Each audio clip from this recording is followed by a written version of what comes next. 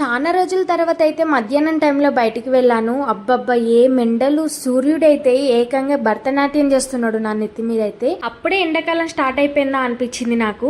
ఇంకా ఇంటికి రాగానే చల్లగా ఏమైనా తిందామనేసి ఫ్రిడ్జ్లో చూస్తే ఒక్కటి కూడా ఏం లేదు.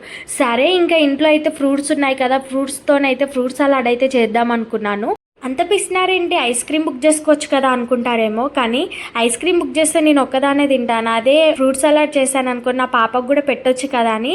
ఇంతకు మీ దగ్గర ఎలా ఉన్నాయి ఎండలు? ఇక్కడ అయితే హైదరాబాద్లో విపరీతంగా ఉన్నాయి. చాలా రోజుల తర్వాత నేను బయటికి వెళ్ళాను కదా, ఇంకా నాకైతే కళ్ళు తిరిగినంత పని అయిపోయింది. ఓకే అండి, నాకైతే ఫ్రూట్ సలాడ్ అయితే రెడీ అయిపోయింది. ఒక 1 అవర్ ఫ్రిడ్జ్లో పెట్టుకొని తింటే చాలా బాగుంటుంది. మీలో ఎంతమందికి ఫ్రూట్ సలాడ్ అంటే ఇష్టం? నాకైతే చాలా అంటే చాలా ఇష్టము. ఇంకా ఈ ఎండాకాలంలో ఇలాంటి కూల్గా తినాలంటే ఇలాంటి బెస్ట్ ఫుడ్ తీసుకోవచ్చు. ఓకే అండి, నా వీడియో కానీ మీకు నచ్చినట్టయితే ఒక లైక్ చేయండి.